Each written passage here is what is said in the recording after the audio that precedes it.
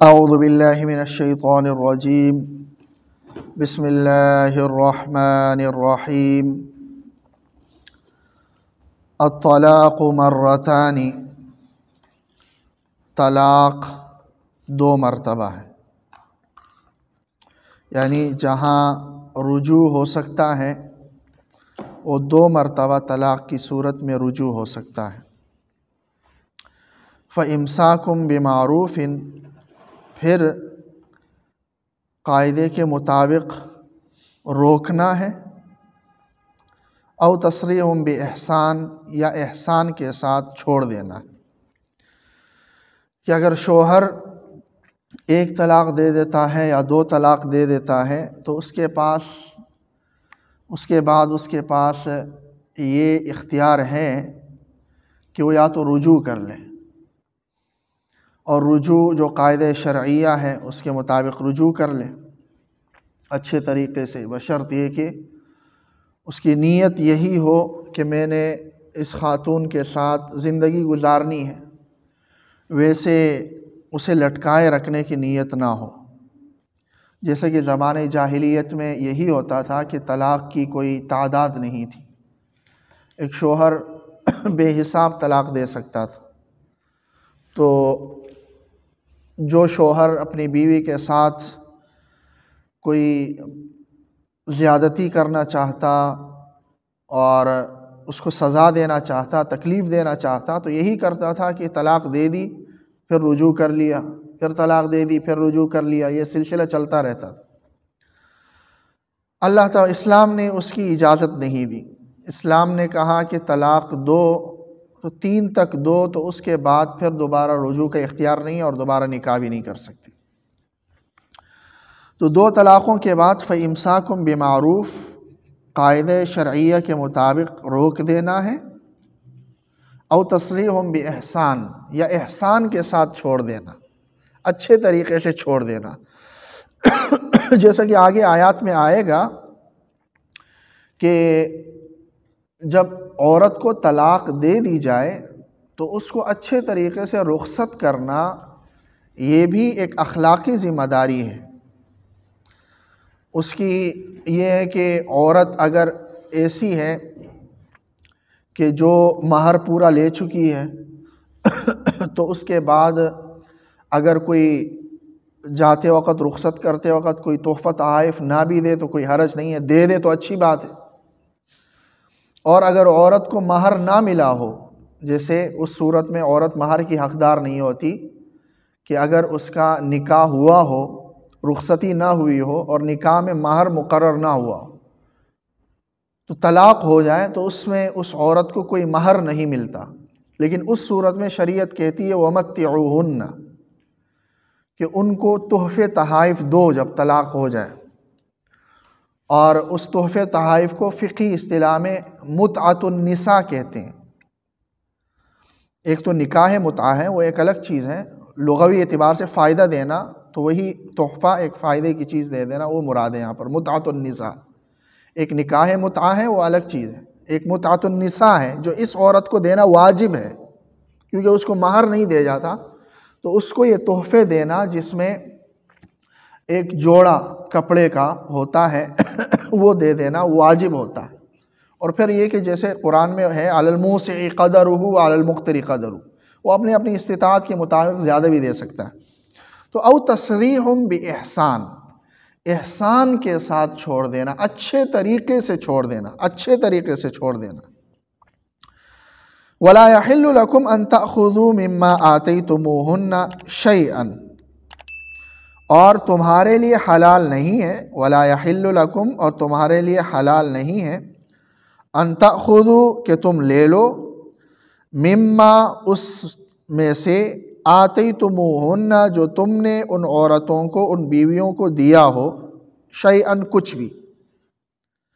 اور تمہارے لیے حلال نہیں ہے کہ تم ان عورتوں کو دیے ہوئے میں سے کچھ بھی وصول کر لو، کہ عورت کو مہر دیا ہے اور طلاق کے بعد اس سے مہر لے لو، جب وہ آپ کی بیوی تھی اس کو آپ نے مختلف تحفے تحائف دیے ہیں، چاہے زیورات کی صورت میں ہوں یا کسی بھی چیز کی صورت میں تحفے تحائف دیے ہیں، اور طلاق ہونے کے بعد وہ چیزیں اپنے پاس رکھ لو،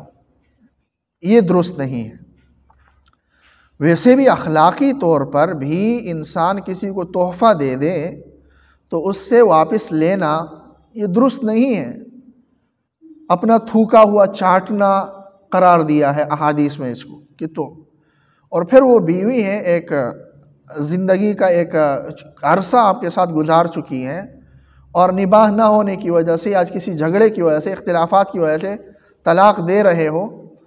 تو پھر جو ہے نا اس کے ساتھ یہ رویہ، ہمارے معاشرے کے اندر یہ رویہ عام ہے کہ طلاق مطلب یہی ہے کہ طلاق کی صورت میں دشمنی تو ہونی ہی ہونی ہے، نفرت تو ہونی ہی ہونی ہے، عداوت تو ہونی ہی ہونی ہے۔ حالانکہ قرآن کا مطالعہ، احادیث کا مطالعہ ہمیں یہ بتاتا ہے کہ طلاق بھی ایسی صورت میں ہو، ایک تو قرآن یہ کہتا ہے کہ طلاق، جیسے مثلا آپ کی بیوی کے ساتھ اگر جھگڑا ہوا ہے، قرآن یہ کہتا ہے کہ اس وقت اگر بیوی ماہواری کی حالت میں ہے، آپ اس کو طلاق نہیں دے سکتے، آپ گنہگار ہوتے ہیں ماہواری کی حالت میں، آپ کو رکنا پڑے گا، جب وہ پاک ہو جائے تو پھر اس صورت میں آپ کو ایک طلاق دینی ہے۔ اور ہمارے معاشرے میں کیا ہے، جھگڑا ہوا اور طلاق بول دیا، وہ منعقد ہوتا ہے اگرچہ گناہگار ہوگا۔ اور پھر یہ کہ قرآن کا مطالعہ یہ کہتا ہے کہ طلاق میں جب جدائی ہو، وہ جدائی بھی اچھے طریقے سے ہو، تحفہ تحائف کا تبادلہ کر کے ہو، اور یہ تصور تو ہے ہی نہیں ہمارے معاشرے میں۔ دیکھا جائے تو یہ تصور مغربی معاشرے میں ہے کہ وہاں طلاقیں ہو جاتی ہیں، لیکن جو مطلقہ جوڑے ہیں ان کا جو ہے نا آپس میں وہ اس طرح کی دشمنیاں نہیں آتی۔ حالانکہ جس طرح کے طلاق کے بعد وہ تعلقات یا ملنا جلنا ہے، اس کی شریعت میں اجازت نہیں ہے، لیکن یہ نقطہ تو کم از کم شریعت میں ہے کہ طلاق اچھے طریقے سے ہو، اور اچھے طریقے سے یعنی ایک دوسرے سے جدائی اچھے طریقے سے ہو، دشمنی اور عداوت اور بغض پر منتج نہ ہو، اور تصریح بِإِحْسَان، اچھے طریقے سے چھوڑ دینا۔ اور پھر یہ کہ وَلَا يَحِلُّ لَكُمْ أَن تَأْخُذُوا مِمَّا آتَيْتُمُوهُنَّ شَيْئًا، جو کچھ تم نے انہیں دیا ہے اس میں سے کچھ بھی نہ لو، یہ تمہارے لیے حلال نہیں ہے۔ إِلَّا أَن يَخَافَا أَلَّا يُقِيمَا حُدُودَ اللَّهِ، ہاں اگر دونوں کو یہ اندیشہ ہو، اللہ یقیمہ حدود اللہ، کہ وہ دونوں اللہ کے حدود کو قائم نہیں رکھ سکیں گے۔ ایک صورت تو یہ ہے کہ شوہر یعنی بیوی طلاق لینے کا مطالبہ نہیں کر رہی ہے،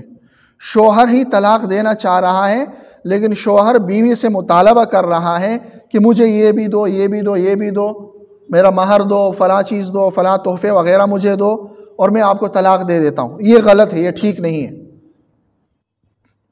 ہاں ایک صورت یہ ہے کہ بیوی بھی یہ محسوس کر رہی ہے کہ میرا اس شوہر کے ساتھ گزر بسر نہیں ہو رہا اور میں اس سے جدائی چاہ رہی ہوں، اور شوہر سے کہیں کہ بھئی آپ مجھے طلاق دے دیں،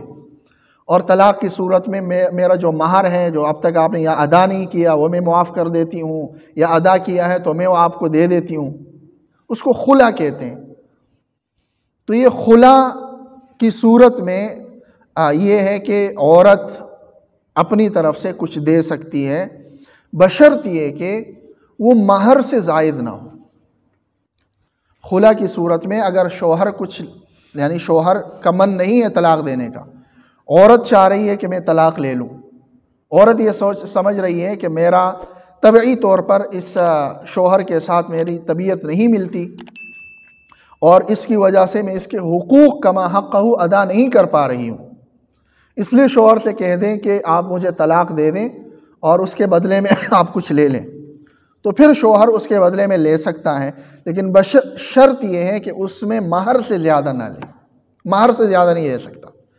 مہر سے یا تو کم کوئی کچھ مقرر کر لیں، یا جتنا مہر تھا اتنی مقدار میں مالیت مقرر کر لیں، اس سے زیادہ مقرر نہ کر لیں۔ تو بہرحال کہہ رہے الا ان یخافا الا یقیما حدود اللہ، ہاں اگر دونوں کو اندیشہ ہو کہ وہ اللہ تبارک و تعالیٰ کے حدود قائم نہیں رکھ سکیں گے، فَإِنْ خِفْتُمْ، سو اگر تمہیں اندیشہ ہو اللہ یقیما حدود اللہ، کہ وہ میاں بیوی دونوں اللہ کے حدود کو قائم نہیں رکھ سکیں گے، جو اللہ تبارک و تعالیٰ نے دونوں پر ایک دوسرے کے حقوق لازم کیے ہیں وہ حقوق ادا نہیں کر سکیں گے، طبعی میلان نہ ہونے کی وجہ سے یا کسی بھی وجہ سے وہ ادا نہیں کر سکیں گے، فلا جناح علیہما، تو ان دونوں پر کوئی گناہ نہیں ہے، فی ما افتدت بھی، اس صورت میں، اس چیز میں، اس مال کے لینے میں، افتدت بھی، جو مال وہ عورت بدلے میں دے دے، کہ مجھے طلاق دو اور اس کے بدلے میں یہ مال لے لو، اس کو خلا کہتے ہیں، اور خلا کی صورت میں بھی طلاق واقع ہو جاتی ہے، لیکن خلا کی صورت میں طلاق بائن واقع ہو جاتی ہے، کہ جب خلا ہو جائے تو خلا کے بعد شوہر کے لیے رجوع کا اختیار نہیں ہوتا، ہاں دوبارہ نکاح کر سکتا ہے، رجوع کا اختیار نہیں ہوتا۔ رجوع کا اختیار اس لیے نہیں ہوتا کہ عورت ایک معاوضہ دے چکی ہے طلاق کے لیے، اور اس کے بعد بھی اگر شوہر کو رجوع کا حق ہو تو پھر اس معاوضے کا غلط استعمال بھی کیا جا سکتا ہے، کہ کوئی شخص یہ کہہ دیں کہ ہاں معاوضہ دے دو، میں طلاق دے دیتا ہوں، اور پھر رجوع کر لیں اور پھر معاوضہ لے لیں۔ تو اس لیے خلا کے اندر طلاق بائن واقع ہو جاتی ہے، اس میں شوہر کو رجوع کا حق حاصل نہیں ہوتا ہے، ہاں نکاح وہ کر سکتے ہیں، اور نکاح کے لیے چونکہ ضروری ہے کہ وہ جو بیوی مطلقہ ہے وہ اس کی رضامندی تو ضروری ہے، اس کے بغیر تو نکاح دوبارہ ہو ہی نہیں سکتا۔ تو بہرحال طلاق کا اختیار شریعت نے شوہر کو دیا ہے، بیوی کے لیے ایک صورت ہے خلا کی، اور بیوی کے لیے دوسری صورت ہے تنسیخ نکاح کی۔ اور تنسیخ نکاح یہ ہے کہ اگر شوہر بیوی کے حقوق ادا نہیں کر رہا، یا اس پر تشدد کر رہا ہے، اس پر زیادتی کر رہا ہے، تو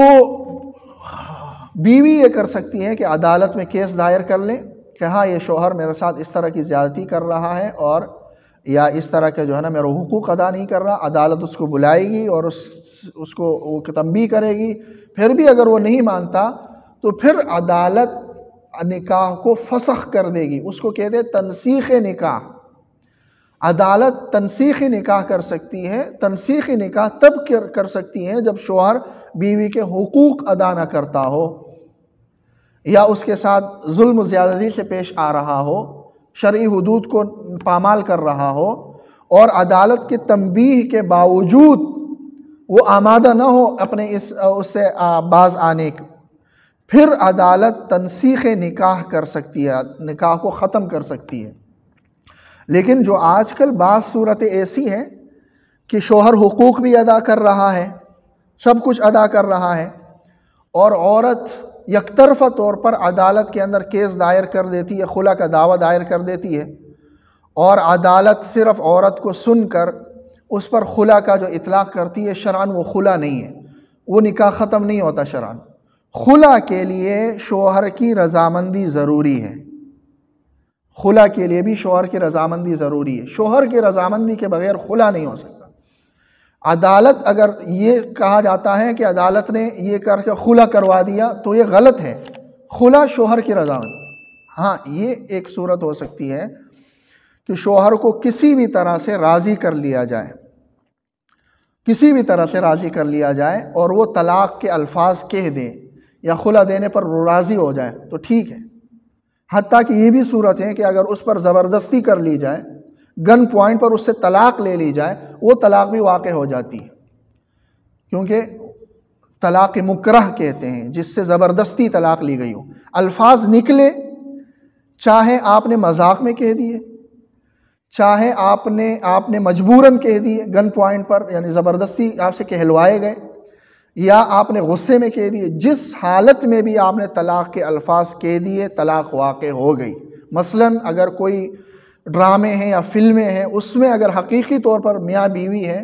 اور وہ صرف اس ڈرامے کی حد تک اگر وہ طلاق دے دیتا ہے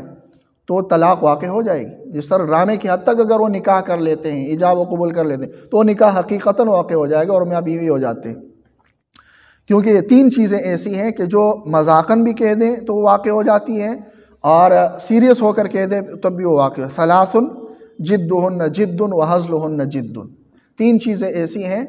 کہ اگر آپ قصداً بھی کہہ دیں تو واقع ہو جاتی ہے، مذاقاً بھی کہہ دیں تو واقع ہو جاتی ہے۔ الطلاق اور والعتاق،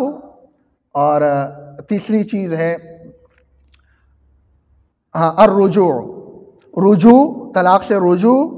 اور طلاق اور عتاق کہ اس زمانے کے اعتبار سے غلام کو آزاد کرنا. مذاقاً بھی کہہ دیا آپ نے تو آزاد ہے تو آزاد ہو جاتا ہے. طلاق آپ نے مذاقاً دے دی، غصے میں دے دی، جس حالت میں بھی دے دی وہ طلاق واقع ہو جائے. دارالافتاء جامع بنور ٹاؤن ملک پاکستان کا مشہور دارالافتاء ہے، اور یعنی صف اول کا دارالافتاء ہے جہاں سے ہم نے تخصص فی الفقہ کیا ہے، مفتی کورس کیا ہے. تو وہاں یہ شہری آتے رہے، ایک رش لگا ہوتا ہے دارالافتاء بنور ٹاؤن کراچی میں. تو وہاں یہ طلاق کے مسائل آتے ہیں، وہ کہتے ہیں مفتی صاحب میں نے تو غصے میں طلاق دے دی تھی. تو ہمارے استاد تھے، وہ کہتے تھے بھائی طلاق غصے میں ہی تو ہوتی ہے، تو غصے میں ہو جس حالت میں ہو وہ طلاق واقع ہو جاتی ہے. اور تو بہرحال کہنا یہ تھا کہ عورت کو خلا کا حق ہوتا ہے، اور خلا میں بھی شوہر کی رضامندی ضروری ہے. عدالت تنسیخ کر سکتی ہے، اور تنسیخ کے شرائط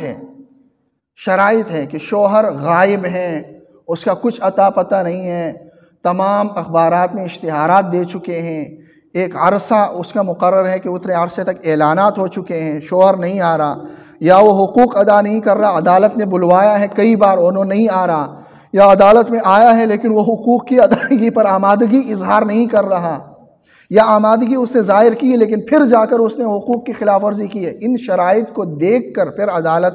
جو تنسیخ نکاح کرے گی، یا پنچایت جو تنسیخ نکاح کرے گی، وہ تنسیخ معتبر ہے. اس کے علاوہ یک طرفہ طور پر کوئی عدالت میں کیس دائر کر دے اور خلا لے لے، وہ معتبر نہیں ہے، وہ اس کی بیوی ہے اور اس کے لیے کہیں اور نکاح کرنا جائز نہیں ہے. تو بہرحال فلا جناح علیہما فیما افتدت بہ، تو ان دونوں پر کوئی حرج نہیں ہے فیما افتدت بہ، اس مال کے لینے میں جو عورت اس طلاق کے بدلے میں دے دے، یہ خلع جائز ہوگا. تلک حدود اللہ، یہ اللہ کے حدود ہے. فلا تعتدوها، ان حدود کو نہ پھلانگو. ومن یتعد حدود اللہ، اور جو کوئی اللہ کے حدود کو پھلانگتا ہے، فاولئک هم الظالمون، تو وہی لوگ ظالم ہیں. اللہ تعالیٰ عمل کی توفیق دے.